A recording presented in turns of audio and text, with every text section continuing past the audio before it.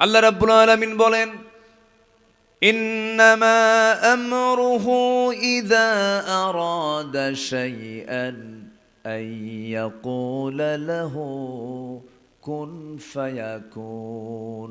জোরে বলুন আল্লাহু আকবার। আল্লাহ রাব্বুল আলামিন যখন কোন কাজের সিদ্ধান্ত যখন নিতে চান, সময় লাগে না, শুধু তিনি বলেন কোন হয়ে যাও, সঙ্গে সঙ্গে মাইক্রো সেকেন্ডের আগেও সঙ্গে সঙ্গে তা বাস্তবায়িত হয়ে যায়। জোরে বলি সুবহানাল্লাহ। সময় লাগে না আল্লাহ রাব্বুল আলামিনের রাজত্ব মূলত কারণ নয়, অহংকার কখনো দেখাতে নেই। আমাদের প্রকাশ্য দুশমন যে শয়তান, সেই শয়তান হুকুম কয়টা লঙ্ঘন করেছিল বলেন? মাত্র কয়টা বলেন? কেন লঙ্ঘন করেছিল? তার সবচেয়ে বড় অপরাধ ছিল হলো আকাশ এবং জমিনে এই সর্বপ্রথম যে অপরাধ সংঘটিত হয়েছে তার নাম হলো অহংকার। শয়তানকে বলা হলো আদমকে মেনে নাও, শয়তান বলে ফেললো কেন মানবো? খালাকতানি মিন নার ওয়া খালাকতাহু মিন তিন, আমাকে বানিয়েছ আগুন দিয়ে, তাকে বানিয়েছ মাটি দিয়ে। এর মধ্যে অহংকার আছে না নাই? অহংকার আছে যার, পতনও আছে তার। যখন আপনি কারোর মধ্যে যখন অহংকার দেখবেন, ভাববেন ও মরার সময় হয়ে গেছে, ওর মরার সময় হয়ে গেছে। আপনি নাগরিককে দাম দিবেন না? এদেশের একটা মানুষের কি দাম নাই? সে আপনার মতদর্শ না হতে পারে, আপনার চিন্তা চেতনার না হতে পারে, সে তো দেশের নাগরিক, অবশ্যই তাকে সম্মান দেওয়া উচিত। স্টুডেন্টরা বলল আমাদের অধিকার দিতে হবে, জবাব আসলো একদম এক নম্বর নাগরিক তিনি বললেন রাজাকের নাতিপুতিরা চাকরি পাবে। এটা কি বিনয়ের কথা না অহংকারের কথা বলেন তো? বলেন বিনয় না অহংকার? বাপ না হয় অপরাধ করেছে, তাদের দৃষ্টিতে সন্তান কি সেই ঘানি বহাতে হবে? ইসলাম কি এটা বলে? বলে না। ব্যক্তির অপরাধ তো আরেকজনের উপরে চাপায়া দেওয়া যাবে না, অহংকার করা যাবে না। অহংকার আসে যার, ধ্বংস হয় তার। আসতে বলবেন না, জোরে বলুন ঠিক কিনা? এই জন্য অবহেলা করতে নেই। পৃথিবীতে সবচাইতে বড় অপরাধ হচ্ছে অহংকার। অহংকার করা যাবে না। দেখেন না কিছু লোক আছে চেহারার অহংকারও করে, আছে না নাই? রাস্তায় যখন হাঁটে বুক উঁচু করে টান টান করে হাঁটার ভাবসাব দেখে মনে হয় ও মনে হয় দুনিয়াতে নাই, আছে না নাই? আচ্ছা, বুঝায় আমি একখান মাল, তুমি কিচ্ছু না। শুধু লুজ মোশন হওয়া দরকার। একটু 7-8 বার পায়খানায় গেলে বউরও চিনবে না। এই জন্য সম্পদ, দেহ, ক্ষমতা এগুলো নিয়ে অহংকার করতে নেই। অহংকার করবেন একমাত্র তিনি, যিনি আমার কে? তিনি আমার কে? আল্লাহ। তিনি অহংকার করবেন, তার অহংকার মানায়। বান্দার কি অহংকার মানায় না? ক্ষমতার চেয়ারে বসলেই পাগল হওয়া যাবে না, এটা কঠিন জায়গা। সাইয়েদনা ওমর একটা হাদিস শুনতেছেন, তিনি হাদিস জানতেন, এক সাহাবী হাদিস বর্ণনা করলেন। সেই সাহাবীর মুখ থেকে যখন শুনলেন যার ভিতরে যাররা পরিমাণ অহংকার থাকবে সে কখনো জান্নাতের গন্ধ পাবে না, জান্নাতে প্রবেশ করতে পারবে না। এই হাদিসটা শোনা মাত্রই সাইয়েদনা ওমরে ফারুক শিশুর মতো কান্নাকাটি শুরু করে দিলেন, হাওমাও করে কাঁদতেছেন। কাঁদতে কাঁদতে গড়াগড়ি দিচ্ছেন, ধুলাই মলিন হয়ে গেলেন। বলা হলো ওমর এমন করে কান্দেন কেন? তিনি বলছেন শোনো, লোকে আমাকে খলিফা বলে, লোকে আমাকে আমিরুল মুমিনিন বলে, অর্ধ দুনিয়ার শাসনকর্তা হলাম আমি। আমার যেন কেমন যেন মনে হয় আমার মধ্যে যেন কিছু অহংকার ঢুকছে কিনা জানি না, আমার সন্দেহ লাগে। আমাকে মানুষ শাসক বলে, মাঝে মাঝে আমার কাছে অহংকারী অহংকারী মনে হয় নিজেকে, এই জন্য আমি কাঁদতেছি। এই কথা বলি হাত দুইটা উঁচু করে আসমানমুখী হয়ে বলছেন, আল্লাহ তুমি গোটা দুনিয়ার সমস্ত মানুষের জন্য যদি জান্নাত বরাদ্দ করে একজনের জন্য যদি জাহান্নাম বরাদ্দ রাখো, আমার মন বলে ওই একজন ব্যক্তি জাহান্নামী মনে হয় আমি ওমর ছাড়া কেউ নাই। কথা বোঝা গেল কি? কথা কি বোঝা গেল? ওমর কি জান্নাতের সংবাদ কি মরার আগে পেয়েছেন না মরার পরে পেয়েছেন? আগে। জান্নাতের সংবাদ পাওয়ার পর সেই ব্যক্তি বলতেছেন, এই গোটা দুনিয়ার সব মানুষ যদি জান্নাতে যায় আর একজনকে যদি আল্লাহ জাহান্নাম দেন, আমার মনে হয় আমি ওমর সেই জাহান্নামী লোকটা হব। আর আমার দেশের কিছু দরবার আছে, ওরা জান্নাত বেচে দেয়। মুরিদ আসো, টিকিট নিয়ে যাও, আমার মুরিদ হলি তুমি জান্নাত পেয়ে যাবে, গরু একখান দিয়ে যাবা বছরে একবার কইরা। যারা দরবারে গরু পাঠায় তারা আরেক বলদ। আছে না নাই? আছে। কারো আমলনামা নিয়ে কেউ যেতে পারবে না, যার আমলনামা তাকে নিতে হবে। সেই দিন কেউ কারো উপকারে আসবে না। ইয়াউমা ইয়াফিরুল মারউ মিন আখিহি ওয়া উম্মিহি ওয়া আবিহি, কেউ কারো কাজে আসবে না। আমার বন্ধুগণ, সেই কঠিন কণ্ঠকে কীর্ণ ময়দান, সেই ময়দানে আমিও যাব, আপনিও যাবেন। বাবার পরিচয় দিয়ে ছেলের কোনো কাজে আসবে না, ছেলের পরিচয় দিয়ে বাবার কোনো কাজে আসবে না। যদি তাই হতো, ইব্রাহিম আলাইহিস সালাতু ওয়াস সালাম যার নামটা শুনলাম, তার বাবা মুমিন না মুশরিক? বলেন বলেন, মুশরিক। তার পিতা আজর সে জাহান্নামে যাবে, অথচ সন্তান হলো একজন পয়গম্বর। সন্তান আল্লাহর নবী হওয়ার পরেও বাপকে জান্নাতে নিতে পারবেন না। ওইদিকে নূহ আলাইহিস সালাতু ওয়াস সালাম, তার বউটা কাফেরা, ছেলেটা কেন কাফের। এত বড় নবী হওয়ার পরেও তার বউ সন্তানকে জান্নাত নিতে পারবেন না। কি নাই?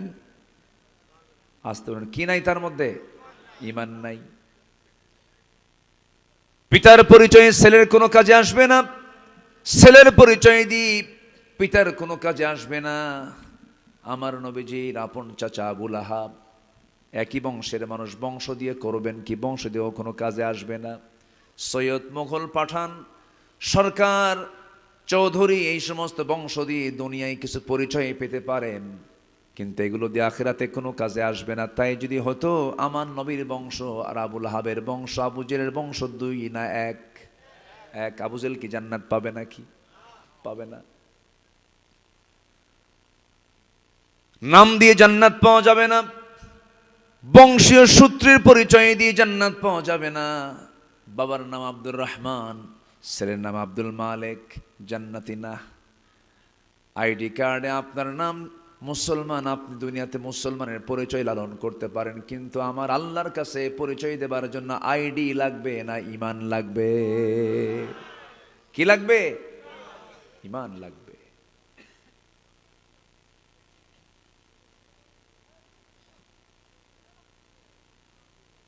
সম্মানিত ভাইয়েরা, দুনিয়াতে আমার নাম আইডিতে আছে, আমি মুসলমান। একটা কথা মনে পড়ল, এক বেচারি তার আইডি তার দরকার, নিবন্ধন করতে গেছে, নিবন্ধন করেছে, নাম হলো নিয়ামতুল্লাহ। কি নাম? নিয়ামতুল্লাহ। তো নামটাম লেখা ঠিকঠাক করে দিয়ে আসছে। তো যেদিন নিতে গেছে অফিসে, তার আইডি কার্ড দেখে যে সেখানে নাম উঠে আছে নাউজুবিল্লাহ। কি উঠে আছে বলেন তো? নিয়ামতুল্লাহ কি হয়েছে? নাউজুবিল্লাহ। তো আমার দুনিয়াতে আমার নাম মুসলমান আছে, কিন্তু কিয়ামতের দিন যায় যদি দেখি না আমার নাম মুসলমান নাই, আমি মুশরিক। কেন? আমি পূজার মণ্ডপে গিয়ে আমি নারিকেলের নাড়ু খেয়েছি। আছে না নাই? আচ্ছা। বিশেষ বিশেষ দিন আমি খালি পায়ে গিয়ে ফুল দিয়েছি কবরে। কবরে ফুল দেওয়া যদি জায়েজই হতো, গোটা পৃথিবীর সব ফুল গিয়ে জমা হতো আমার নবীর কবরে। ঠিক কিনা? কি শিরকের দিকে আমাদেরকে ধাবিত করা হচ্ছিল। বাধ্যতামূলকভাবে শিরকের কাজে বাধ্য করা হয় না। মরে যাব, কল্লা দেব, কিন্তু আল্লাহকে দেব না আমরা। কি ঠিক কিনা বলেন?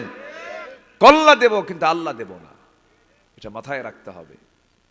অনেক কথা আছে, একটু উঠতে দেরি হলো, শেষ হতে যদি দেরি হয় কষ্ট হবে না তো? জোরে বলি ইনশাআল্লাহ। আমরা তো বিলের মধ্যে আছি না, বিল না এটা? হ্যাঁ, চলন বিল।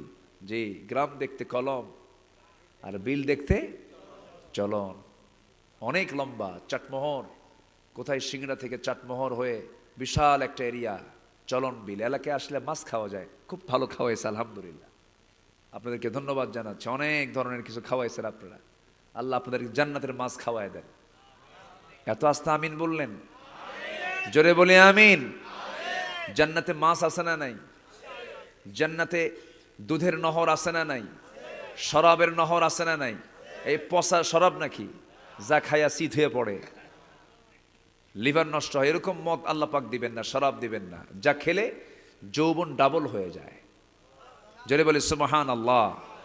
চেহারার সৌন্দর্য বেড়ে যাবে, এমন শরাব আল্লাহ পাক জান্নাতের মধ্যে রেখে দিয়েছেন। আল্লাহ সবাইকে জান্নাতের পেয়ালা দিয়ে জান্নাতের শরাবগুলো পান করার তৌফিক দান করুন। জোরে বলি আমিন। জান্নাতে হুর আছে না নাই? হুর নেবেন না আপনারা? আস্তে, হুর নেবেন না আপনারা? বুড়া চাচাও কয় হওয়া নেব, বুড়ি জানলে কিন্তু খবর আছে। আল্লাহ পাক মায়েদের হৃদয়টা বানিয়ে দিয়েছেন এই ক্ষেত্রে খুব কৃপণ। জান্নাতের হুরের গল্প যদি বইয়ের সামনে করা হয় তবু হিংসা করে। বিশেষ করে গল্প যদি করেনি, দিনের বেলা করবেন বইয়ের সাথে হুরের গল্প, রাত্রে যেন না করেন। এই শীতের মধ্যে চরম বেকায়দায় পড়বেন। কিন্তু আল্লাহ তাআলা নারীকে এরকম করে বানিয়েছেন।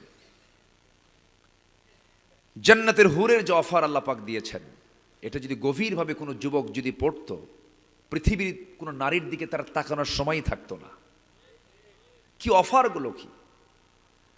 আল্লাহ রাব্বুল আলামিন বলেন, ওয়াহুরুন আইন কামসালিল লুলুইল মাকনুন।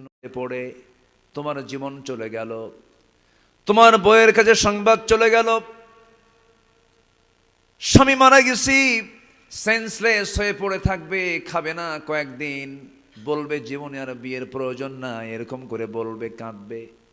কিন্তু 7 দিন 8 দিন পর চলে যাবে, খাওয়া দাওয়া শুরু হয়ে যাবে, স্বাভাবিক হয়ে যাবে। মাসখানেক পরে মুখের হাসিও ফুটতে থাকবে। 2 মাস 3 মাস 4 মাস যখন চলে গেল, আর 12 আশহুরি ওয়া আশরা, 4 মাস 10 দিন পার হলে শোকটা চলে গেল। তোমার শ্বশুর বাড়ির লোকজন তোমার সেই বউটাকে নিয়ে চলে যাবে, তারা 7-8 মাস পর তারা জোর করে দেখবে মেয়েটার যৌবন আছে, বিয়ে সাথে অন্য জায়গায় দেওয়া দরকার, বিয়েও দিয়ে দেবে। বিয়ে যখন হয়ে যাবে, তোমার ওই বউটা যেটা তোমার খুব আপনজন ছিল, সেই বউটা অন্যের ঘরে যখন চলে যাবে, নতুন স্বামী পেয়ে সেই বউটাই বলে ফেলবে, তার বাপ মাকে জানিয়ে বলবে, মা বাবা তোমরা যে সিদ্ধান্ত নিয়েছো খুব ভালো সিদ্ধান্ত, কারণ আগের স্বামীর চাইতে এই স্বামী আমার আরো ভালো। এটাই হলো দুনিয়া। দুনিয়াতে আমার আপনজন বলতে কেউ নাই। আমার আপনজন যদি থাকি, দুনিয়া আখিরাতে সব জায়গায় আমার আপনজন বলতে একজনই আছেন, তিনি আমার, জোরে বলুন কে? আল্লাহ। ছেলে আপন অসম্ভব, ছেলে জব করে বাপরে সম্পদের জন্য, করে না? মা আপন অসম্ভব, সন্তান মাকে খুন করে, ঠিক কিনা? আছে। কেউ আপন না। দিন শেষে আমার আপন কেউ না, আমার আপন কেউ না, সব আমার পর। একটু ডিপলি চিন্তা করলে দেখবেন কেউ না আমার আপন। অনেকের দাদা কিন্তু নাই। মনে আছে কিছু? ভালো করে রাখুন। মনে নাই তো কিসের মনে আছে? সামনে কবর, সে কবরে দাদা শুয়ে আছে, বহুদিন আগে 50-60 দাদার কবর বেঁচে খায়। আসতে কোন কেন আছে না নাই? দাদার কবর বেঁচে খায়। কবর ছিল জানে, এরপর কবরটা বেঁচে খায়। কে না এটা নাই, দাদার কবর নাই। আসেন এরকম, এরকম নাতি আছে না নাই? আচ্ছা, কে বলছে আপন আমার? কেউ আমার আপন না। এই জন্য আপন জনের তালাশ করতে হবে। আমার এই সমস্ত ভুয়া সম্পর্ক বলবো আমি, কারণ এই সমস্ত সম্পর্ক হলো অস্থায়ী সম্পর্ক। বউটার সঙ্গে সম্পর্ক এটা আছে, ভালো কথা, কিন্তু বউটাকে যখন ভালোবাসবো কার জন্য বাসবো বলেন? আল্লাহর জন্য বাসবো। স্বামীটাকে ভালোবাসবো কার জন্য বাসবো? আসিয়া তার স্বামীকে গ্রহণ করেছিলেন, আবার তার স্বামীকে প্রত্যাখ্যান করেছেন কার জন্য? আল্লাহর জন্য। মোহাব্বত আমার ততক্ষণ, আল্লাহ যতক্ষণ রাজি হবেন, কিন্তু মোহাব্বতে যদি আল্লাহ রাজি না হন তাকে মোহাব্বত করা যাবে না। সালাম যখন দিন গ্রহণ করলেন, ফেরাউন বলল, আসিয়া শোনো। কি যেন শুনলাম? শুনবেন কেন? দেখেন, লা ইলাহা ইল্লাল্লাহ, স্বামী স্ত্রী। কিন্তু শেষ পর্যন্ত ফেরাউন বলে ফেলল, আসিয়া তুমি কি বলো?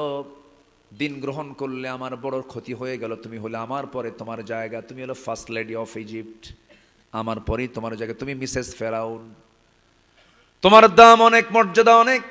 আমি তোমাকে এত সম্মান মর্যাদা দিয়ে দিলাম, তুমি আমাকে পাত্তা না দিয়ে তুমি দিন গ্রহণ করলে। দয়া করে আমার দিকে তাকায়, স্বামীর দিকে তাকায় তুমি দিনটা ছেড়ে দাও। আসিয়া বলছেন, স্বামী আমার সব জায়গায় আপোষ চলে, কিন্তু ইমানের জায়গায় কোনো আপোষ চলে না। যেরকম সুবহানাল্লাহ, ইমানের জায়গায় কোনো আপোষ চলে না। শেষ পর্যন্ত ফেরাউন বলল, আসিয়া সংসার জীবন শেষ হয়ে গেল, সব কিছু তছনছ হয়ে যাচ্ছে, একটা বারের জন্য তুমি আমার দিকে একটু ফিরে তাকাও। আসিয়া বলছেন, স্বামী আমার আপনি কি বলবেন জানি না, আপনি ইমান থেকে বের হওয়ার জন্য আপনি যতবার বলবেন আমার ইমান তত মজবুত হয়ে যাবে। তুমি কি জানো আমি তোমাকে হত্যা করব? আসিয়া বলছেন, আমি আমার নাকের মধ্যে জান্নাতের ঘ্রাণ পাচ্ছি। সুবহানাল্লাহ বলবেন না? তার স্বামীকে ততক্ষণ মেনেছেন যতক্ষণ সে আল্লাহকে মেনেছে।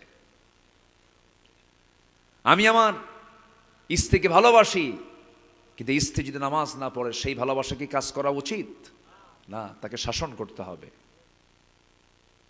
বউটাকে বলতে হবে, বউ আমার, এই যে দুনিয়ার জীবনে একই ছাদের নিচে দুজন থাকে, আমার যৌবন তোমাকে দিলাম, তোমার যৌবন আমাকে দিলা, এত গভীর সম্পর্ক মিশে গেলাম, তুমি কি চাও না আমার বউ একসঙ্গে জান্নাতে আমরা এই সম্পর্ক গড়ে তুলবো? হ্যাঁ চাই। নামাজ পড়ো, পর্দা করো, দিন মেনে চলো। ছেলে মেয়েকে ডাক দিয়ে বলেন, বাবারে বিড়ি খাবি না, গাঁজা খাবি না, নেশা করবি না, অবৈধ সম্পর্ক গড়ে তুলবি না। বাপরে আমার কলিজার টুকরা ধন, এই যে বাপ মা পিতা পুত্রের যে সম্পর্ক তুই কি চাস দুনিয়াতে শেষ হয়ে যাক না? জান্নাতের মধ্যে আমরা একসঙ্গে থাকতে চাই রে বাবা। ছেলে আয়, এদিকে আয়, বুকের মধ্যে জড়িয়ে ধরে বলবেন, দাওয়াতি কাজ করবেন, কারণ কু আনফুসাকুম ওয়া আহলিকুম নারা, নিজে বাঁচো, তোমার পরিবারকে জাহান্নাম থেকে বাঁচায়া সবাই মিলে জান্নাতে চলে যাও। আল্লাহু আকবার বলেন। আল্লাহ পরিবারকে কত গুরুত্ব দিয়েছেন। পরিবারে আমার খোঁজ নেই না তো, আমাদের দোষ আছে। আমার দেশের মায়েরা খুব সরল, ভালো। আমার দেশের মাদেরকে একটু ভালো করে নার্সিং করলে পরে তারা রাবিয়া বস্রির মতো হয়ে যেতে পারতেন, ভালো হতে পারতেন। কিন্তু কিছু পুরুষ আছে, দুষ্ট মার্কা পুরুষ আছে, আছে না নাই বলেন? নিজের বউটাকে পর পুরুষকে দেখাতে খুব পছন্দ করে। আছে কিনা? আছে কিনা বলেন? দেখবেন হুন্ডাই তুলে বউটাকে গোটা সিংড়াবাসীকে দেখায়। আছে না? আছে না? আছে না? আছে। তাও নর্মাল কোনো হুন্ডা না, R15 লেটেস্ট ভার্সন, যার প্যাসেঞ্জার সিট হলো 3 তলা আর ড্রাইভিং সিট হলো আন্ডারগ্রাউন্ড। ঠিক আছে না? হ্যাঁ, একদম নিচে বসে থাকে হলো স্বামী, আর বউটাকে একদম 3 তলায় উঠায় দেয়, লাল লিপস্টিক লাগায়া, লাল শাড়ি পরায়া, চুলটা ছেড়ে দিয়া বলে, ওঠো হুন্ডায়। এদিকে হুন্ডার আওয়াজটা কম, আওয়াজ কমে তো সবার নজরে পড়বে না। যেদিক দিয়ে ধোঁয়া বের হয়, স্যালেঞ্জারে যেটা পাইপ যেটা ওটা সরায় দেয়। এখন আর হুন্ডা না, এখন হয়ে গেছে হেলিকপ্টার। দিল একখান টান, একদম বিয়াস থেকে একদম সিংড়ার চলন বিলের গেট পর্যন্ত এক টানে যখন যাচ্ছে চলে, তখন সবার তো নজর ওইদিকে যাবেই। যাতে কি এরকম করে বউ দেখানো কিছু লম্পট মার্কা স্বামী আছে না নাই? আসতে বলবেন না, আছে না নাই? আছে। এগুলো জাহান্নামের কাজ। এগুলো কিসের কাজ? জাহান্নামের কাজ। আমার বন্ধুগণ, আসিয়া আলাইহিস সালাতু ওয়াস সালামের কথা যখন আসলো, এই বলেই মূল আলোচনার দিকে আস্তে আস্তে চলে যাব। আমাকে সময় দিচ্ছেন তো নাকি আপনারা? খুব ভালো মানুষ আপনারা। হ্যাঁ,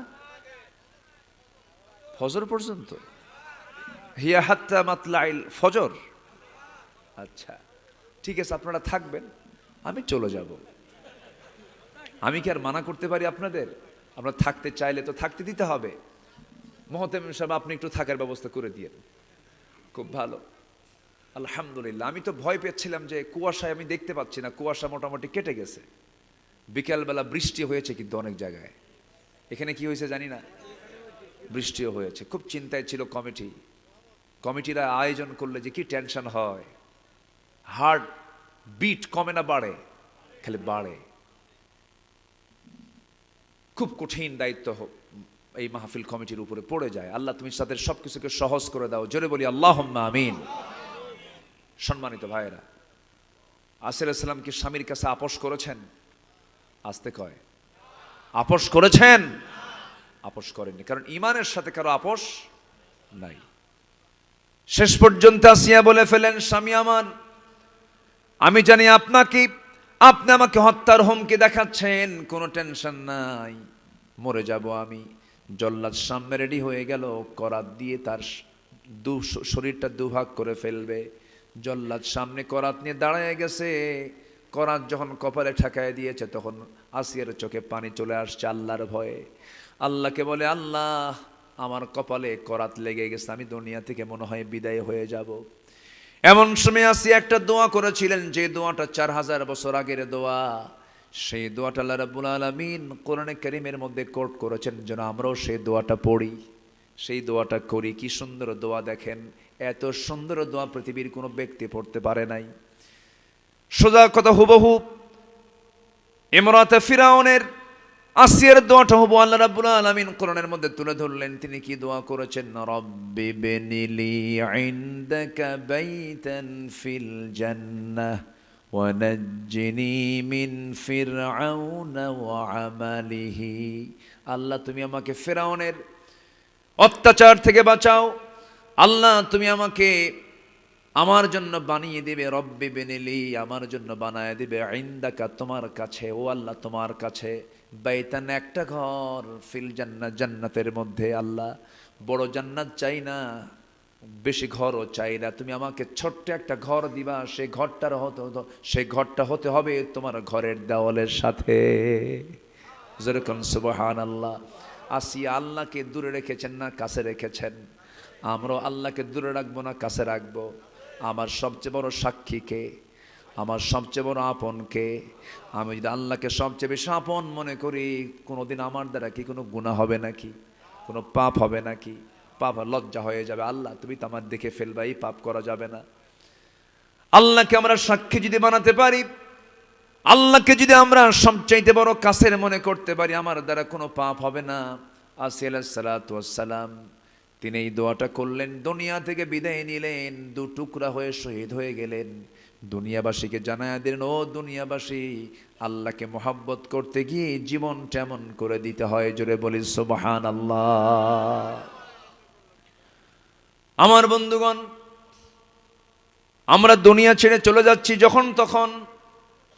এই যে এখানে বসে আছেন, 1 বছর পর এতগুলো মানুষের মধ্যে 2-1 তো মারা যেতেও পারে, হতে পারে না? আমিও যেতে পারি, আপনিও যেতে পারেন। আজ থেকে 100 বছর পর কেউ কি থাকবো নাকি আমরা?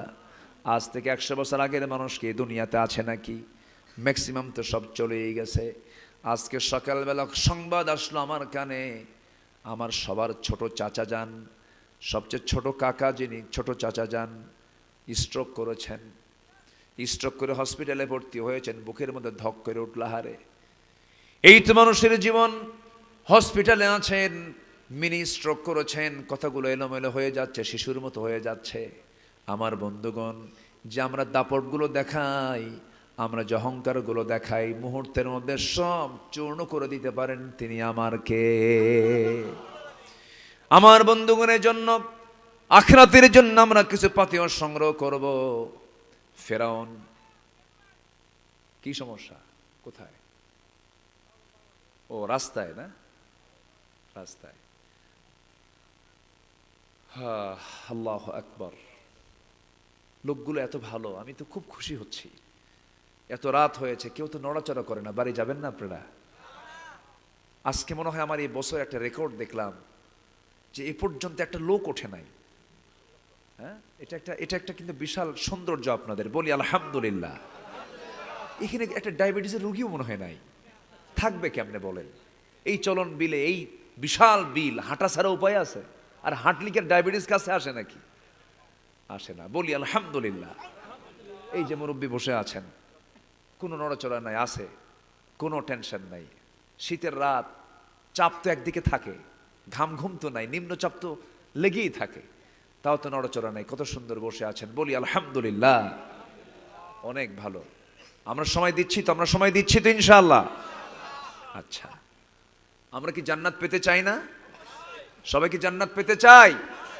তাহলে টিকিট কাটতে হবে কিসের? জান্নাতের। বলেন কিসের? বলেন বলেন বলেন। সেই টিকিটটা পাওয়া যাবে কোথায়? কোন কিতাবে পাওয়া যাবে? কোরআন থেকে টিকিটটা নিয়ে নিতে হবে, নিয়ে সঠিক গন্তব্যে যেতে হবে। আপনি টিকিট কেটেছেন ট্রেনের, নাটোর থেকে যাবেন ঢাকা, কিন্তু ট্রেনের টিকিটটা কাটা আছে হলো চিলমারি, কুড়িগ্রাম। আপনার ট্রেন কি ঢাকা যাবে? যাবে না। টিকিট সঠিক করতে হবে। আর টিকিট সঠিক না বেঠিক হলো এটা প্রমাণ করে দিবে কোন কিতাব? কোরআন। কোরআনটা জানার দরকার আছে না নাই? আসতে বলবেন না, আছে না নাই? সকল শেখার আগে কি শিখবো আমরা?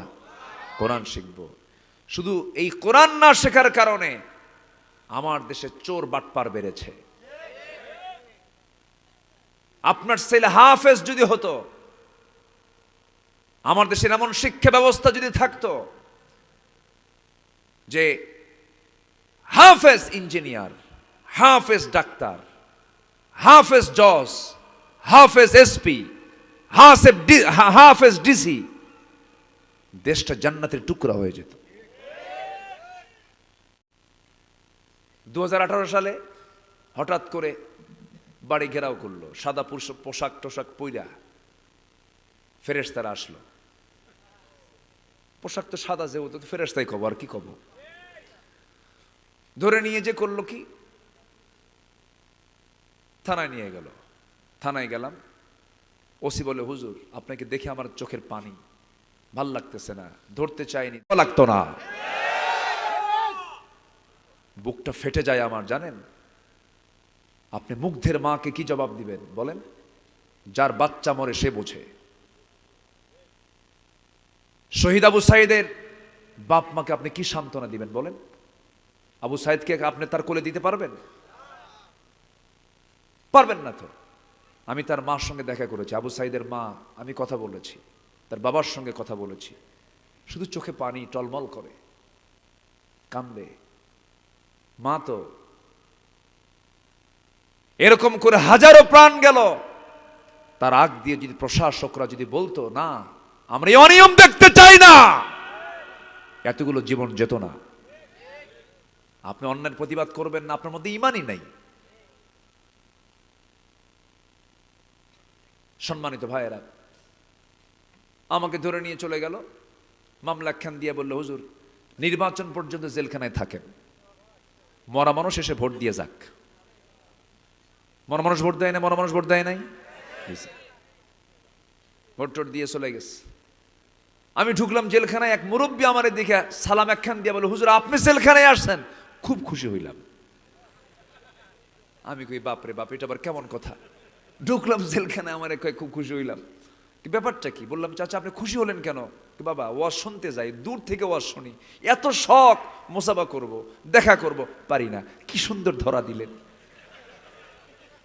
কি বুঝতে পারছেন? কি খুব খুশি হয়ে গেছে, বুড়া মানুষ তো। তো বললাম, চাচা আপনার মামলা কি এই 85 বছর বয়সে? বলতেছে, আমার নামে না বোমা হামলা দিছে, বোমা হামলা, বিস্ফোরক মামলা দিয়েছে। 85 বছর বয়স, বলেন তো ওই বুড়া হাতে বোমা মারতে গেলে কি অন্যের মাথায় লাগবে না ওনার মাথায় পড়বে? এই হলো অবস্থা। সম্মানিত বন্ধুগণ, সব দেখেছি আমরা। কেউ চালিয়েছে 25 বছর দেশ, কেউ চালিয়েছে 16 বছর, কেউ চালিয়েছে 9 বছর, কেউ চালিয়েছে 2-3 বছর, সব দেখা শেষ। মুসলমান নামাজের বিল পর্যন্ত টানে নাই, সব দেখে শেষ। আগামীর দেশ আমরা দেখতে চাই কোরআনের দেশ।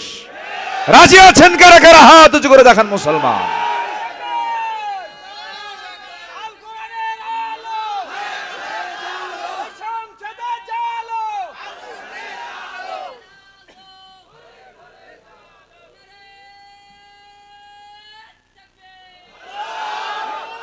আল্লাহ কবুল করুন, জোরে বলি আমিন।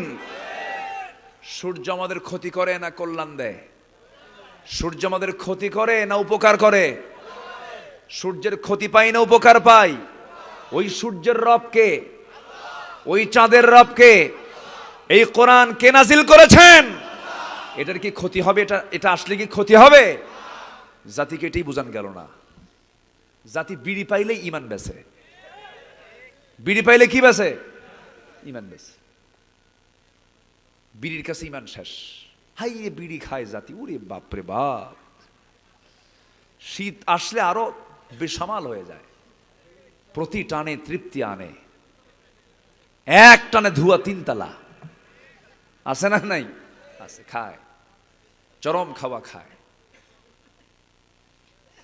অর্থমন্ত্রীরাও এই 53 বছরে প্রত্যেকটা বাজেটই বিড়ির দাম বাড়াইছে, কিন্তু ধন্যবাদ তাদেরকে। প্রত্যেক বাজেটই বিড়ির দাম বাড়ে। যারা বিড়ি খায় তারা কয় প্রয়োজনে বাড়ি বেচে খামু, তুই বাড়া। ঠিক আছে না চাচা?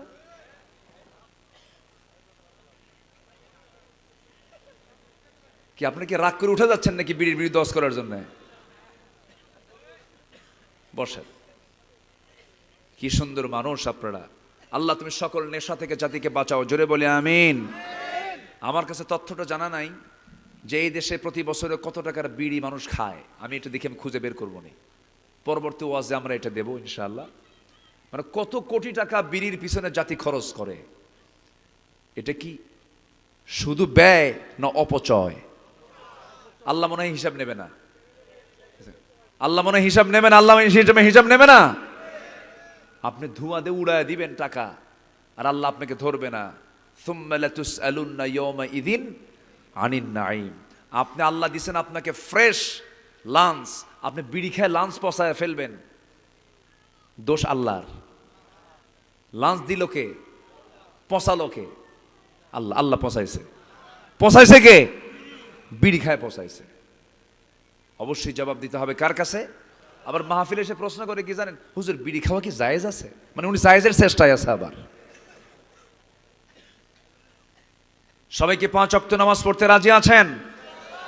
আমরা আগামীতে দেখতে চাই নামাজি পরিবেশ। যে নেতা আসবে আপনার কাছে বলবেন তুই নামাজ পড়িস? তুই কি নামাজ চাস? হ্যাঁ। তোর সরকার কি নামাজ চায়? তোর দল কি নামাজ চায়? সরকারের নামাজ কায়েম করতে চাস? হ্যাঁ, ইয়েস। তুমি কি নিজে নামাজ পড়ো? না। তুমি কি নামাজ কায়েম হোক চাও? না। জুতা পেটা করবেন, জুতা পেটা।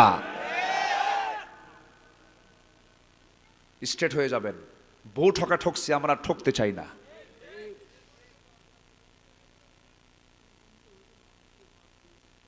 হ্যাঁ,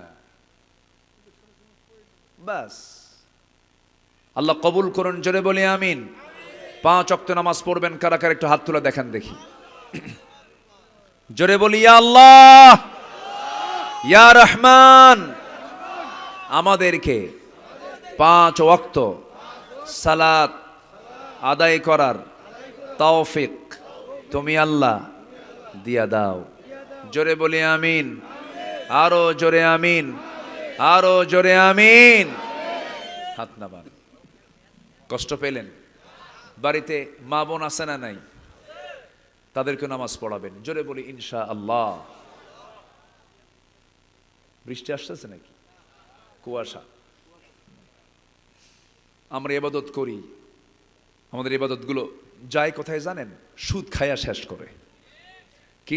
কি খায় শেষ করে বলেন? সুদ। সুদ কি সিংড়ায় আছে? না। সুদ আছে? এই সময় কেউ উঠবেন না, যে উঠবে ভাববে ওটাই সুদ খায়। বসেন। এই তো আর কিছুক্ষণ, আমি আর কিছু সময় শুধু ফিনিশিং দেব, একটু বসেন না, কেউ উঠবেন না। সুদ ওয়াজ করে কোনোদিন বন্ধ হবে বলেন তো? এটা আইন করে বন্ধ করতে হবে। রাষ্ট্রীয়ভাবে সুদ আছে, সেই সুদ রাষ্ট্রীয়ভাবে উঠে দিলেই সমাজ থেকে সুদ শেষ। যে সুদের কারবার করে পুলিশ থেকে খুঁজে বের করবে, ঠিক কি না? সুদের কারবার করলে পরে ইবাদত কবুল হবে না। এত দোয়া করি, দোয়াগুলো যায় কোথায়? যে বান্দার মুখ থেকে মিথ্যা কথা বের হয় না, তার দোয়া আল্লাহ রাব্বুল আলামিন কবুল করবেন। মুখটাকে পবিত্র রাখবো আমরা, মিথ্যা কথা না বলে মুখটাকে পবিত্র রাখবো আমরা। মূল আলোচনার বিষয় যেখান থেকে আমি তেলাওয়াত করেছি, আল্লাহ রাব্বুল আলামিন বলছেন, বান্দারে তুমি যে এত ইবাদত করো, তোমার কোন ইবাদত আমি আল্লাহর দরবারে কবুল করব না। তুমি যদি 10টা ভুল, 10টা অপরাধ যদি তোমার জীবন থেকে না মাইনাস করে, নাম্বার 1 হলো মুনাফিকি বাদ দিয়ে দাও। কি বাদ দিয়ে দাও বলেন? মুনাফিকি বাদ দিয়ে দাও। মুনাফিক তারা যারা মিথ্যা কথা বলে, যারা ওয়াদা ভঙ্গ করে, যারা আমানতের খেয়ানত করে, যারা বেফাস কথাবার্তা বলে, খালি বলে কথা হইলে বলে খেলা হবে। কইছে না খেলা হবে। এটা কি ভালো কথা না বেফাস কথা বলেন তো? এটা কি কোনো বিজ্ঞ ব্যক্তির কথা এটা হতে পারে? একটা ওয়েটফুল মানুষের কথা কি এটা হতে পারে? বলে খেলা হবে। কই, লোকই তো নাই। বেকুফ এগুলো। যারা বেফাঁস কথা বলে, যারা মিথ্যা কথা বলে, যারা ওয়াদা ভঙ্গ করে, যারা আমানতের খেয়ানত করে, তারাই হলো মুনাফিক। তারা হলো মুনাফিক। চিন্তা করে দেখুন, অর্ধ দুনিয়ার শাসনকর্তা ওমরের কথা আমরা বলছিলাম, আবু বকরের কথা আমরা বলছিলাম। কি শাসক তারা ছিলেন, কি তাদের মধ্যে সততা কাজ করেছে। একটু কান দিয়া, হৃদয় দিয়ে শোনার চেষ্টা করুন। তাদের মধ্যে কি ইখলাসটা ছিল? কোনো মুনাফিকি ছিল না। সাইয়েদনা আবু বকর রাদিয়াল্লাহু তাআলা আনহু রাতের বেলা খালি পায়ে হাঁটতেন। কি পায়ে? খালি পায়ে হাঁটতেন। তাও পাথরের রাস্তা। কিসের রাস্তা বলেন? চোকা চোকা পাথর থাকতো রাস্তায়। খালি পায়ে হাঁটতেন। একদিন আবু ওমর ফারুক রাদিয়াল্লাহু আনহু দেখে ফেললেন। তিনি বলছেন, আমার আমিরুল মুমিনিন আবু বকর, রাতের বেলা আপনি খালি পায়ে হাঁটেন কেন? পা তো ফেটে যাবে, রক্তাক্ত হয়ে যাবেন, চামড়া ফেটে রক্ত বের হয়ে যাবে। তিনি বললেন, ওমর রে, আমি তো জুতা পায়ে হাঁটতে চাই, কিন্তু খড়ম জুতা পায়ে হাঁটলে পরে আওয়াজ হবে। আর এই আওয়াজে যদি কোনো নাগরিকের কানে যদি চলে যায়, ঘুম যদি ব্যাঘাত হয়ে যায়, কিয়ামতের দিন আমি আবু বকর আসামির কাঠগড়ায় দাঁড়িয়ে তারা জবাব দিতে হবে। সুবহানাল্লাহ বলবেন না? আল্লাহু আকবার। কি কথা বলে দিলেন তিনি? দেখেন, আমি যদি জুতা পায়ে হাঁটি, আমার জুতার আওয়াজ, হাঁটার আওয়াজ ঘুমন্ত ব্যক্তির কানে চলে গেলে, তার ঘুম যদি নষ্ট হয়ে যায়, কিয়ামতের দিন আমাকে আসামির কাঠগড়ায় দাঁড়িয়ে তারা জবাব দিতে হবে। আর একজন নেতা আসবেন নাটোরে, সিরাজগঞ্জ রোড থেকে সব রাস্তা ব্লক। কি আছে না নাই? গাড়ি বন্ধ, সব কিছু বন্ধ। নেতা আসছেন, সামনে 50টা গাড়ি, পিছনে 50টা গাড়ি। আপনি কত বড় নেতা হয়েছেন? আবু বকরের চাইতে বড় নেতা হন নাই। আবু বকর রাতের বেলা একা একা হাঁটলেন, কাউকে নিলেন না, খালি পায়ে হাঁটেন জনগণের যেন অসুবিধা না হয়। জনগণের রাস্তার অসুবিধা তৈরি করে যারা এই সমস্ত ফোর্স নিয়ে চলে, সম্পূর্ণ সম্পূর্ণ অন্যায় অন্যায় অন্যায়। ঠিক কিনা? এগুলো অন্যায়। এগুলো একটা মানুষ হাঁটবে, ওমরে ফারুক রাতের বেলা একা একা চলতেন, কাউকে নিতেন না। তারা তো জনগণের নেতা ছিলেন। এখন এতগুলো লোক নেয় কেন জানেন? জনগণ ফ্রি পাইলে তো কাবাবার সালাদ বানায় ছাড়বে, বুঝেন না? ভয় চলে। আমার বন্ধুগণ, তারা ছিলেন খাদেম।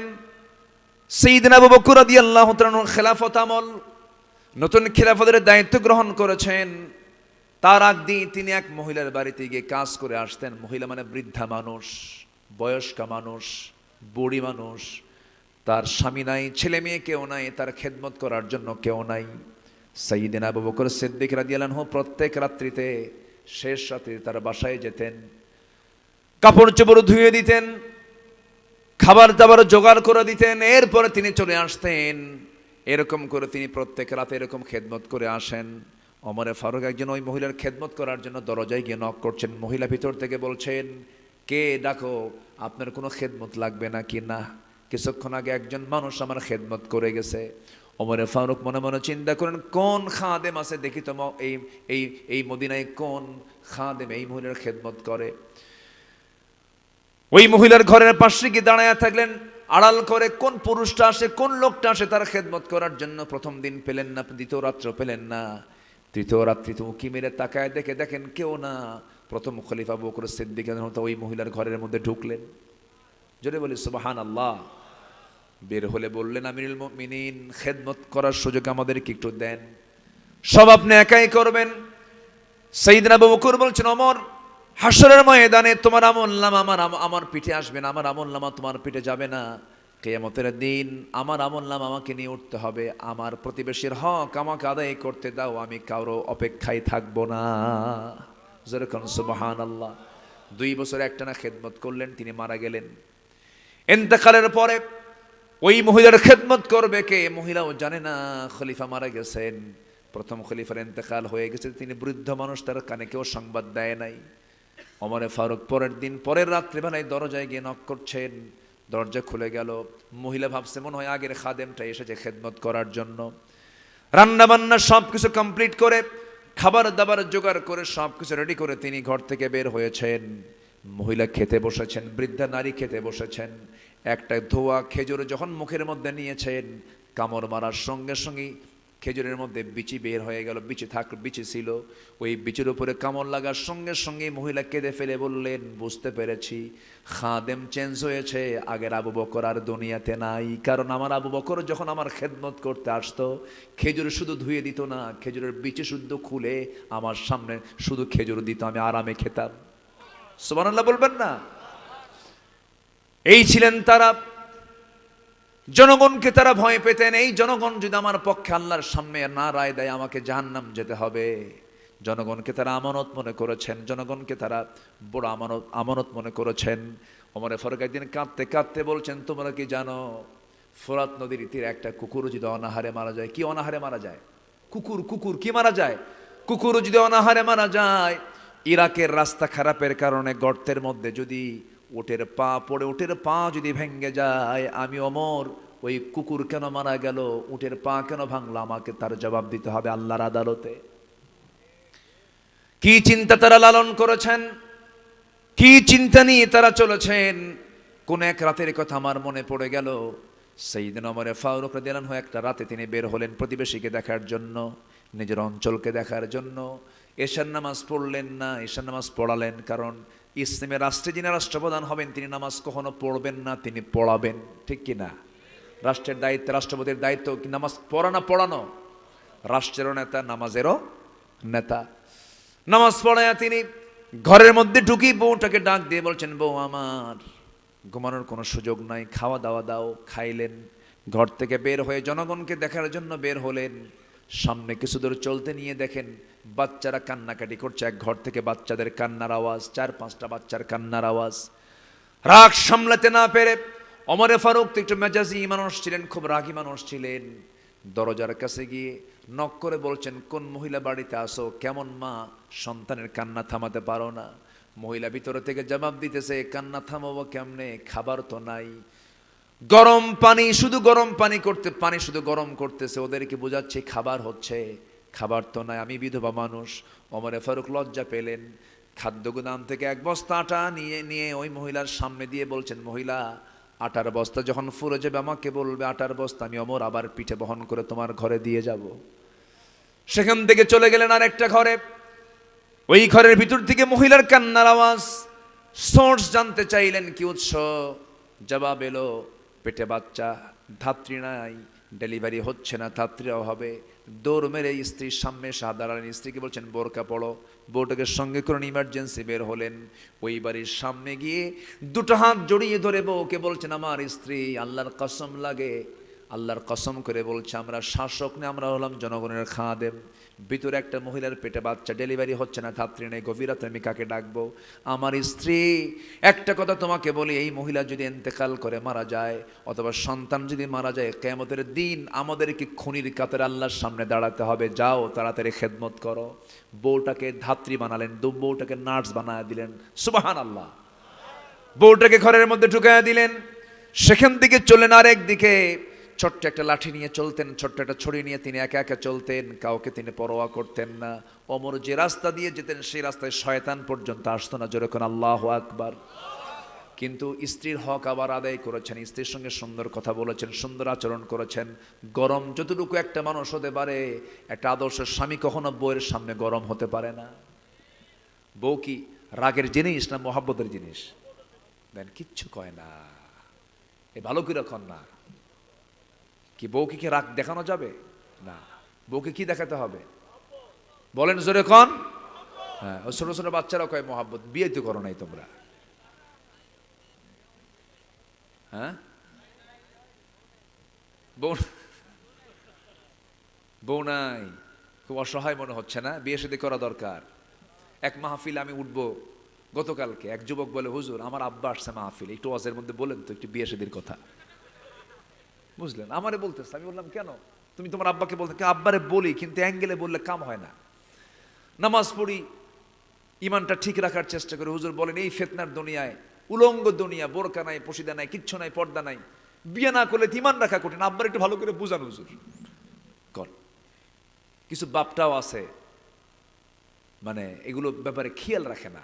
উচিত বিয়ে শাদী করে দেওয়া উচিত। আসতে কয় ঠিক কিনা? বুড়া চাচাও কয় ঠিক। জি, বিয়ে দিয়ে দিবেন। যুবকরা একা একাধিক করবা না। একা একা করলে কিন্তু ঠকবা, একদম এমন ঠকা ঠকবা, সারা জীবন পস্তাবা। বাপ মাকে সাথে নিয়ে করবা। বিয়ার আগে কোনো প্রেম হয় না। আর যদি কেউ বিয়ার আগে প্রেম করো, ওটা প্রেম হবে না, ওটা হবে নোংরামি, জেনা। তো বিয়ার আগে প্রেম করা যদি তোমার শুরু হয়, যদি বিয়ে হয়ও, বিয়ার পরে আর প্রেম হবে না, তখন হবে কিলে কিলি। কি হবে? কিলে কিলে হবে। এই জন্য বিয়ের আগে আকাম কুকাম করবা না। দেখবা সেই মোহাব্বতটা বিয়ের পরে আমৃত্যু থাকবে। মোহাব্বত থেকে যাবে, মাওয়াদ্দা থেকে যাবে। আর বিয়ের আগে কিছু আকাম কুকাম করবা, শান্তি পাবা না। কি রাগ করলা নাকি তোমরা? রাগ করছো? যুবকরা খুব খুশি হয়েছে, হুজুর খুব ভালো করলেন আপনি। দেখি বাড়িতে গিয়ে যদি কিছু বলা যায়। হ্যাঁ, দেখা যাক ইনশাআল্লাহ। বলি আলহামদুলিল্লাহ। সাইয়েদনা ওমর ফারুকের কথা বলছিলাম। বলি বলি বলি সামনের দিকে একটু আগাই। সামনে গিয়ে দেখেন চিকন সুরে, সুমধুর কণ্ঠে। মেয়েদের কণ্ঠের ভিতরে সুমধুর ভাব আছে না নাই? মেয়েদের কথার মধ্যে কি সৌন্দর্য আছে না? কথার মধ্যে আকর্ষণ আছে না নাই? এই জন্য মোবাইল কোম্পানি ছেলের সুর চয়েস করেছে না মেয়ের সুর চয়েস করেছে? মেয়েদের। কাউকে পাচ্ছেন না ফোন করে, দুঃখিত। পুরুষ না মহিলা? আসতে কয় পুরুষ না মহিলা? আপনি লিফটে চড়েছেন, ফার্স্ট ফ্লোর, সেকেন্ড ফ্লোর, পুরুষ না মহিলা? মহিলা। ভালো একটা কর্পোরেট বিল্ডিং এ উঠেছেন, কমার্শিয়াল বিল্ডিং এ, রিসিপশনে চাকরি, রিসিপশনে বসে, এনি প্রবলেম, সালাম কালাম, পুরুষ না মহিলা? মহিলা। যখন আপনি ঢুকবেন, আসসালামু আলাইকুম, এই আসে না? বলেন তো আসে না? একটা ভেসকি মারা হাসি দিল, চুলটা ছেড়ে দিল, ঠোঁট লিপস্টিক দিয়া সুন্দর করে, এনি প্রবলেম, কোনো সমস্যা আছে কি? আমি কি হেল্প করতে পারি আপনাকে কোনো কিছু? এই যে পরিবেশগুলো সৃষ্টি করেছে, এগুলো সম্পূর্ণ হলো ইউরোপ আমেরিকার ষড়যন্ত্র। এটা যে ইমানের ষড়যন্ত্র। কিসের ষড়যন্ত্র? ইমানের ষড়যন্ত্র। দুর্বল করে দিল আপনার ইমানকে। সম্মানিত বন্ধুগণ, বিশেষ করে যুব সমাজ, তোমাদেরকে বলবো নোংরামি থেকে বাঁচার চেষ্টা করতে হবে। তো চিকন সুরের একটা আওয়াজ সাইয়েদনা ওমর ফারুকের কানে আসলো। এক মহিলার গুনগুন গুনগুন করে গানের আওয়াজ তিনি শুনতে পেলেন।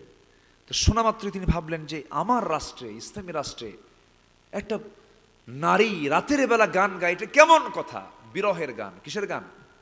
বিরহের গান। একটা পুরুষকে পাওয়ার জন্য যে গান, আবেদনময়ী গান। আমার আছে না এরকম কত কি গান? এই তোমরা পারো না গান টান? পারো না?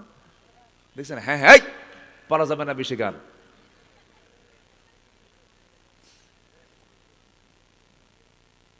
বিরহের গান যখন গাচ্ছিল মহিলা, সাইয়েদনা ওমর ফারুক রাদিয়াল্লাহু তাআলা আনহুর কানে যখন চলে গেল, তিনি খেপে গেলেন। উৎসটা খুঁজলেন, কোন বাড়ি থেকে এই গানটা আসে। সেই বাড়ির সামনে গিয়ে দাঁড়ালেন, দরজায় নক করলেন। কে? ভিতরে কে গান গায়? কিন্তু ভিতর থেকে কোনো আওয়াজ নাই, থেমে গেছে, কোনো আওয়াজও নাই, কোনো গান নাই। দরজায় ডাক দিলেন, দরজাও খোলে না। পিছন দিকে চলে গেলেন, পিছন দিকে গিয়ে আস্তে করে দরজা না খোলার কারণে বেড়াটা টান মারলেন, খেজুর পাতার বানানো বেড়ার ঘরে টান মারলেন। ভিতরে ঢুকে পড়লেন। ঢুকে পড়ে দেখেন মাথায় কাপড় দেওয়া পর্দার পরিবেশ নিয়ে একটা মহিলা দাঁড়ায় আছে, সামনে একটা প্রদীপ জ্বালানো, মহিলার সামনে দাঁড়ানো। সাইয়েদনা ওমর ফারুক বলেন, মহিলা তুমি ইসলামী রাষ্ট্রের ভিতরে কেন গুনগুন করে বিরহের গান গাও? তুমি কি আল্লাহর কালাম পড়তে পারো না, নামাজকে পড়তে পারো না? মহিলা ওমর ফারুককে না চিনতে পেরে বলে, আপনার পরিচয় আমি জানি না, তবে আমি ভুল করেছি, আমি গান গিয়ে আমার অপরাধ হয়েছে একটা। কিন্তু আপনি আমার ঘরের মধ্যে যে ঢুকলেন, আমি তো দরজা খুলি নাই, আমার স্বামীও ঘরের মধ্যে নাই। আপনি আমার ঘরের মধ্যে পিছন দিক দিয়ে ঢুকে দোষ করেছেন মোটে 4টা। আমি দোষ করলাম একটা, আপনি করলেন 4টা। কি কি দোষ বলো? নাম্বার 1, সালাম দিছেন নাকি না? নাম্বার 2, আপনি অনুমতি নিয়েছেন নাকি না? নাম্বার 3, আপনি দরজা না ঢুকে আপনি আমার বেড়া ভাঙলেন, আমার সম্পদ নষ্ট হলো। নাম্বার 4, আপনি একজন পরপুরুষ, আমি একজন পরনারী, যদিও পোশাক পরেছি পর্দার, কিন্তু আমার পর্দার খেলাফ একটু হলেও হয়েছে, আমি আপনাকে ছাড়বো না। সাইয়েদনা ওমর ফারুক নিজের পরিচয় সম্পূর্ণ গোপন করে বলছেন, মহিলা তুমি কি করবা বলো? আপনি কি চেনেন ওমর রেকে? আপনি কি ওমর রে চেনেন নাকি? আগামীকালকে সূর্যোদয় হওয়ার সঙ্গে সঙ্গে আমি আপনার বিরুদ্ধে মানহানির মামলা দায়ের করবো ওমরের আদালতে। কার সামনে কয়? কার সামনে? সাইয়েদনা ওমর ফারুক শুনতেছেন আর মনে মনে চিন্তা করছেন, হারে কি কয় রে। এবার বলতেছে, তুমি যে লোকটার সামনে গিয়ে আমার বিরুদ্ধে তুমি মামলা দেবে আমার জানা মতে, সেই লোকটা ওমর, লোকটা তেমন ভালো না। নিজের কথা কি ভালো বলা যায় নাকি? বলে ফেলেন লোকটা ওমর তো ভালো না। মহিলা বলে, দোষ তো আরেকটা যোগ হলো। দোষ আরেকটা কি হলো? যোগ হলো। আপনি ওমরের বিরুদ্ধে কথা বলা মানে আপনি বড় অপরাধী। এই দুনিয়াতে একমাত্র যোগ্য শাসক যদি একজন থাকেন, তিনি হচ্ছেন ওমর ফারুক রাদিয়াল্লাহু তাআলা আনহু। ওমর মাথা নিচু করে চোখের পানি ফেলে ফেলে বলে, আল্লাহ এই বান্দারই দোয়া তুমি আল্লাহ কবুল করে না। তারা সার্টিফিকেট নিয়েছেন জনগণ থেকে, আড়াল করে লুকায়া লুকায়া সার্টিফিকেট নিয়েছেন, আমি ভালো না মন্দ, কিন্তু বিগত 16 বছর চলে গেছে, জোর করে সার্টিফিকেট নিয়েছে আমি ভালো। তুই বল ঠিক কিনা? ওমর ফারুক সার্টিফিকেট নিয়েছেন আড়ালে। মহিলা যখন বলতেছে, আমার জানা মতো ওমরের মতো এত ভালো মানুষ এই জমিন আর নাই, সে আমাদের শাসক, তিনি চোখের পানি ফেলে ফেলে কাঁদলেন। ওমর ফারুক বলছেন, মহিলা শোনো, মামলা কি সত্যি দিবে নাকি? হ্যাঁ মামলা দেব আমি। কেন দিবেন? কেন দিবে মামলা? কেন? আপনি অনেক দোষ করে ফেলেছেন। সাইয়েদনা ওমর ফারুক বলছেন, শোনো, মামলা তো দিবা ভালো কথা, তোমার গান গাওয়ার কারণটা কি একটু বলো তো? গান গাওয়ার কারণ হলো, আজকের থেকে 4 মাস আগে আমার স্বামীকে এই জনপদের খলিফা ওমর ফারুকের লোকজন সীমান্ত নিয়োগে তাদেরকে চাকরি দিয়ে দিল। খলিফা ওমর ফারুকের লোকজন এসে তার নির্দেশে আমার স্বামীকে নিয়ে চলে গেল। আমি আমার স্বামীর সঙ্গে নতুন সম্পর্ক গড়েছি, নতুন বিয়ে হয়েছে, মাত্র 4 থেকে 5 দিন স্বামীকে পেয়েছি। আমার যৌবন ভরা আমার জীবন, আমার বয়স কম, মাত্র স্বামীকে 4 দিন পর পরে যখন 4 মাস গত হতে চলেছে, আজ পর্যন্ত স্বামীর কোনো দেখা নাই, সাক্ষাৎ নাই। রাতের বেলা নামাজ পড়ে শুয়েছি, মাঝরাতের দিকে ঘুম আমার ভেঙে গেছে, স্বামীর প্রতি আমার মহব্বত জেগে গেছে। বৈধ স্বামীকে পাওয়ার জন্য আমি গভীর রাতে গুনগুন গুনগুন করে বিরহের গান গাচ্ছি আমার স্বামীকে পাওয়ার জন্য। ওমর ফারুক মনে মনে চিন্তা করলেন, দোষ তো আরেকটা যোগ হলো। কি কথা কি বুঝতেছেন আপনারা? বিশাল চিন্তায় পড়ে গেলেন। এবার ওমর ফারুক তো শাসকদের শাসক, বিচারকদের বিচারক, তিনি তো বোঝেন কেমনে এই মামলা ঢিসমিস করে দেওয়া যায়। এবার মহিলা কি সত্যি? এবার ওমর ফারুক বলছেন, মহিলা শোনো, সত্যি কি তুমি মামলা দিবে নাকি? হ্যাঁ মামলা দিয়ে দেব। সে তো জানে না, মহিলা জানে না কোন লোকটার সামনে সে কথা বলে। এবার বলছে, মহিলা শোনো, তুমি যে আমার বিরুদ্ধে মামলা দিতে যাচ্ছ ভালো কথা, তোমার স্বামীর জন্য তুমি কাঁদতেছো, তোমার স্বামী তুমি চাও না কে চাই? তোমার সেই প্রত্যাশিত আকাঙ্ক্ষিত স্বামীকে যদি আগামীকাল সূর্যোদয়ের একটু আগ দিয়ে তোমার সামনে যদি হাজির করে দেয়, তুমি কি আমার বিরুদ্ধে মামলা? সূর্যোদয়ের আগে কেন, সারাদিনের মধ্যে হাজির করলে আপনার বিরুদ্ধে কোনো মামলা হবে না। দেখছেন, জায়গা মতো দিয়ে দিচ্ছেন। কি কথা কি বোঝা গেল? উনি তো জানতেন, উনি তো জানেন যে এই মহিলার চাওয়াটা কি। চাওয়ার জায়গায় তিনি নক করলেন, বলেন, মহিলা থাকো, তোমার স্বামীকে তুমি পেয়ে যাবে। নিজের কথা তিনি আড়াল করলেন, পরিচয় দিলেন না একবারের জন্য। চলে আসলেন, বউকে বলেন, বউ আমার, একটা স্ত্রী তার স্বামীকে ছাড়া কতদিন পর্যন্ত থাকতে পারে? ওয়াল মুতাল্লাকাতু ইয়াতারাব্বাসনা বিআনফুসিহিন্না সালাসাতা কুরু। 3 মাস পর্যন্ত হয়ে গেছে, 4 মাস। চিফ ইন কমান্ডারকে ডাক দিয়ে বলেন, এই সেনাবাহিনী প্রধান, আজকের থেকে প্রত্যেক সৈনিকের ছুটি 3 মাস পর পর বাধ্যতামূলক করা হলো, যাও অমক বেড়াকে অমক নামে একজন আল্লাহর গোলাম আছে, তাকে ছুটি মঞ্জুর করো, তাড়াতাড়ি নিয়ে পাঠায় দাও। আল্লাহু আকবার বলবেন না? নিজের ভুলগুলো খুঁজে বের করেছেন, নিজে বের হয়ে আমার ভুলগুলো কোথায় সব খুঁজে খুঁজে বের করে নিজে সংশোধন হয়েছেন। আল্লাহু আকবার বলেন। খলিফা ওমরের শাসনামলে তার বিরুদ্ধে এক বিচারক রায় দিয়েছিল, অনেক লম্বা কথা বলবো কখন। রায় দিয়েছে বিচারক ওমরের বিরুদ্ধে, খলিফার বিরুদ্ধে। উনি খুশি হয়ে পরের দিন মজলিসে শুরা বৈঠকে তিনি বললেন, একজন শাসক আমি বিচারক পেয়েছি যে আমার বিরুদ্ধে রায় দিয়েছে, সে আমাকে দেখে নাই, সত্য রায় দিয়েছে, ওকে আমি আঞ্চলিক বিচারপতি না বানায় আমি তাকে চিফ জাস্টিস বানায় দিলাম। সুবহানাল্লাহ বলবেন না? কাজী শুরাইহ ইবনুল হারিস আল কিন্দি রাহমাতুল্লাহ আলাই ঘোড়া কিনছেন ওমরে ফারুক। ঘোড়া কেনার পরে ঘোড়া নষ্ট হয়ে গেছে, মানে ঘোড়ার 4টা পা নষ্ট হয়ে গেছে, মানে অকেজো হয়ে গেছে, বসে গেছে। রাগ করে ঘোড়া বিক্রেতাকে বলছে, এই তুমি কি ঘোড়া দিলা আমারে, তুমি আমাকে অসুস্থ ঘোড়া দিছো। ঘোড়া বিক্রেতা কয়, না আমি আপনাকে সুস্থ ঘোড়া দিছি, আমি ঘোড়া নেব না, আমি ঘোড়া আপনার ফেরত নেব না। দুজন লাগছে তর্ক। চিন্তা করেন শাসকের সামনে বিক্রেতার কথা কি, কি স্বাধীনতা সেখানে ছিল। এখন ঘোড়া বিক্রেতা কয়, চলেন মামলা করবো, চলেন থানায়, কি বলে আদালতে যাই। চলো। আদালতে গেছেন, আদালতের বিচারপতি কাজী শুরাইহ ওমরে ফারুককে দেখে লাভ মেরে দাঁড়ায় গেছে। আপনি এই জায়গায় কেন, কেন আমি এই জায়গায় কেন, আপনি আমাকে দেখেন না, সঠিক রায়টা দেন। এই ঘটনা, ঘোড়া কিনছি, টাকা দিছি, ঘোড়ায় চড়ছি, কিছুদিন যাওয়ার পরে ঘোড়া নষ্ট হয়ে গেছে, 4 পা বসে গেছে, ও আমাকে অসুস্থ ঘোড়া দিল কেন। আবার ঘোড়া বিক্রেতার কাছ থেকে শুনছেন। কাজী শুরাইহ ইবনুল হারিস মুস্কা হাসি মেরে বলেন, আমিরুল মুমিনিন দুঃখিত, রায়টা আজকে আপনার পক্ষে যাচ্ছে না। আল্লাহু আকবার বলবেন না? ওমরে ফারুক বলেন, তাহলে বুঝায় দাও, আপনি বুঝায় দেন আমার পক্ষে কেন আসবে না। আপনি আমার সামনে কথা বলছেন, আপনি কি বাড়ি পর্যন্ত যেতে পারবেন সুস্থ অবস্থায়? গ্যারান্টি দেন আপনি। কেন গ্যারান্টি নাই? তো ঘোড়া কিনছেন আপনি, দেখে নিছেন, টাকা লেনদেন হয়ে গেছে, আপনি ঘোড়ায় চড়ছেন, অসুস্থ হয়ে গেছে, ঘোড়াওয়ালার কি দোষ?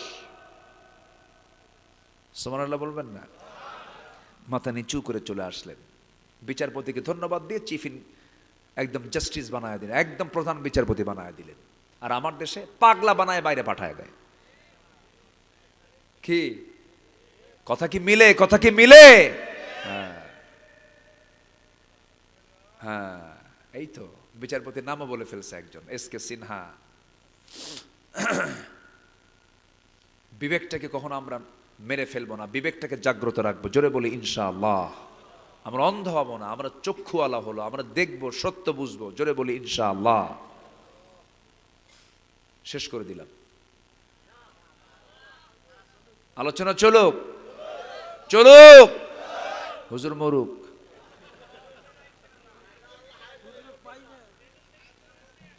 এত সুন্দর মানুষ আপনারা, আমি খুবই আনন্দিত জানেন, আমি খুবই খুশি হয়েছে আপনাদেরকে পেয়ে। আলহামদুলিল্লাহ বলেন, জোরে বলি আলহামদুলিল্লাহ। তাহলে মুনাফিকি করব আমরা? মুনাফিকি করব? ইবাদত কবুল হবে না মুনাফিকি করলে, ইবাদত কবুল হবে না নামাজে অলসতা করলে। 10টা অন্তরায় ইবাদত কবুলের, 10টা অন্তরায়, 10টা অপকর্ম যার মধ্যে থাকবে তার কোনো ইবাদত কবুল হবে না। কার কথা? আসতে বলবেন না, কার কথা? এর মধ্যে 1 নম্বর হলো মুনাফিকি করা। কি করা বলেন তো? মুনাফিকি করা। মুনাফিক তো সিংড়ায় নাই। নাম্বার 2 হচ্ছে নামাজে অলসতা করব না আমরা। সবাই কি নামাজ পড়তে রাজি আছেন তো? নামাজ হচ্ছে সকল ইবাদতের মূল। এটা মূল, একদম একটা মানুষের বডি মাথা থেকে পা পর্যন্ত মূল জায়গা কোনটা বলেন তো? বলেন, মূল জায়গা কি? মাথা। তেমনি সকল ইবাদতের মূল কি? নামাজ। মূল কি? নামাজ। নাম্বার 3, আল্লাহ এবং রাসূলের সঙ্গে যারা অবাধ্যতা করবে তাদের কোনো ইবাদত কবুল হবে না। আচ্ছা, নাম্বার 4 হলো আল্লাহর সঙ্গে যদি কেউ শিরিক করে তার কোনো দোয়া কবুল হবেই না, তার কোনো আমলই কবুল হবে না। দেখবেন আমাদের দেশের কিছু লোক আছে, মাজার দেখলে ওর মাথা খারাপ। ট্রাক নিয়ে যাচ্ছে, মাজার সামনে পাইছে, বস ড্রাইভারকে বলে, থামান, চাকা বাস্ট হবে মাজার শরীফ। সামনে মাজার পাইলো, কসকসে একখান 500 টাকার নোটটা নিয়ে মাজারে দিয়ে বলল, বাবা আমার দিকে নজর রাখো। কি কথা কি বুঝতেছেন আপনারা? নজর রাখবেন কে? আর নজর রাখার জন্য বলতেছে কারে? বাবার। ওর ইমান আছে? ওর ইমান আছে? ওর টাকাও শেষ, ওর ইমানও শেষ, দুটাই শেষ।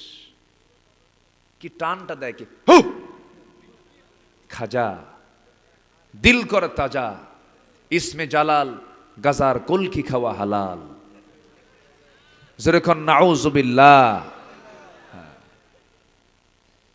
বদমাইশ কিন্তু এগুলো বদমাইশ কিন্তু কম না, এদের সংখ্যাও কিন্তু আছে, বেশ আছে। আল্লাহ তুমি এদের অনিষ্ট থেকে জাতিকে হেফাজত করো, জোরে বলি আল্লাহুম্মা আমিন।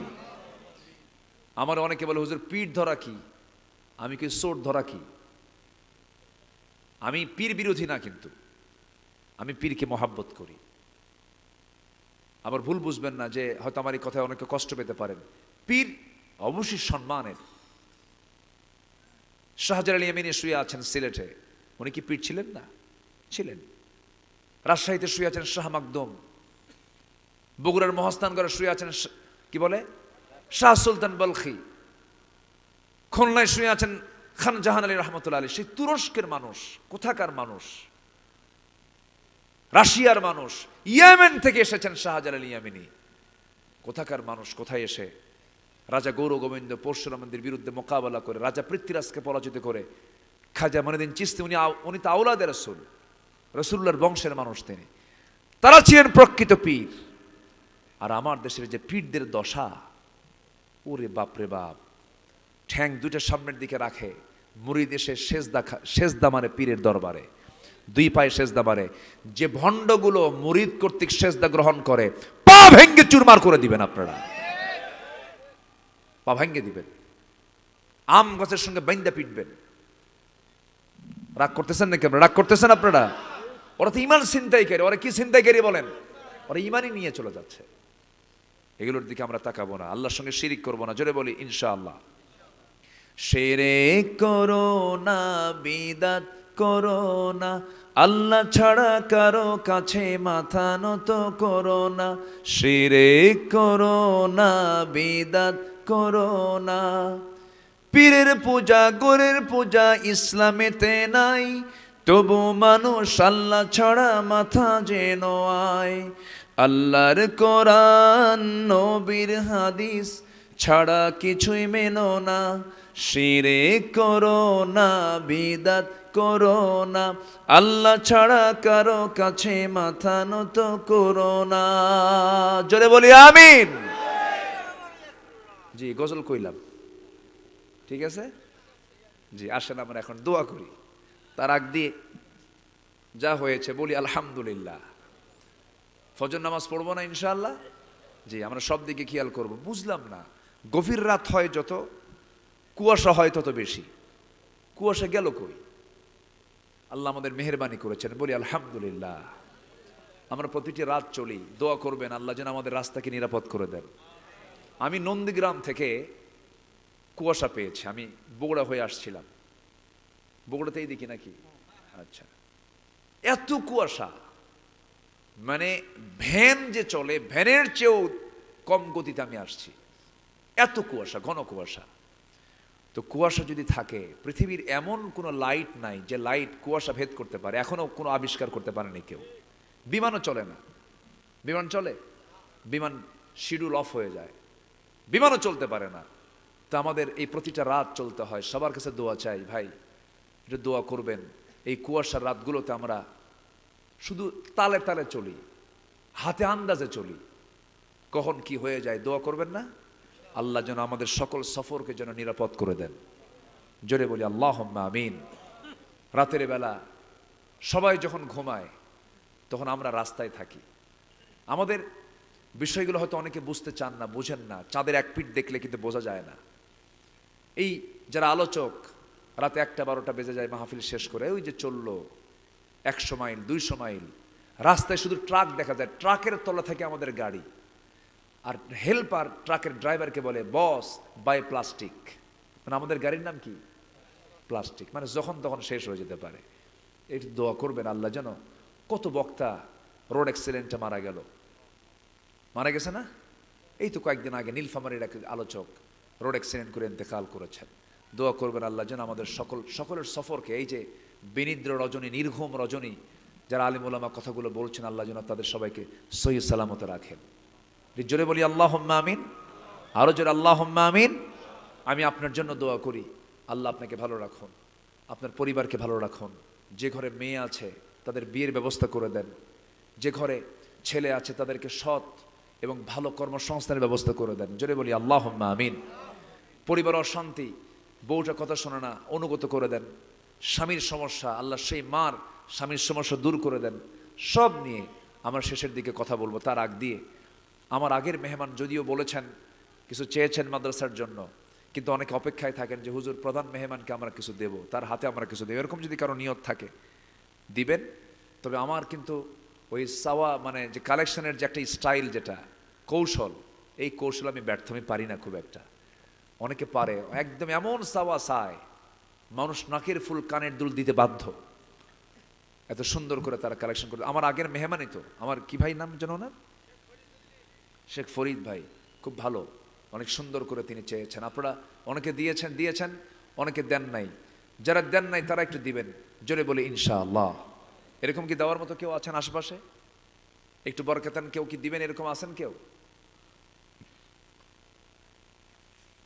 কেউ উঠবেন না, আমরা দোয়া শেষ করে আমরা এখান থেকে বিদায় নেব। জোরে বলি ইনশাআল্লাহ। এখানে কয় আবাদ হয়? কয় আবাদ? 2 আবাদই হয়। তো বিল না এটা? 2 আবাদ কি কি আবাদ হয়? ইরি, আমন। আচ্ছা, দুটাই হয়, আলহামদুলিল্লাহ। তো এই মাদ্রাসার একটা হক তো আছে আপনার আবাদের ভিতরে। ধান দিবেন, আবাদের শস্য দিবেন, মাদ্রাসার ছাত্ররা খাবে, আপনার মানে পুঁজিতে বরকত হবে। হ্যাঁ, ও মাছের আবাদও হয় না? মাছ মানে পুকুর, পুকুর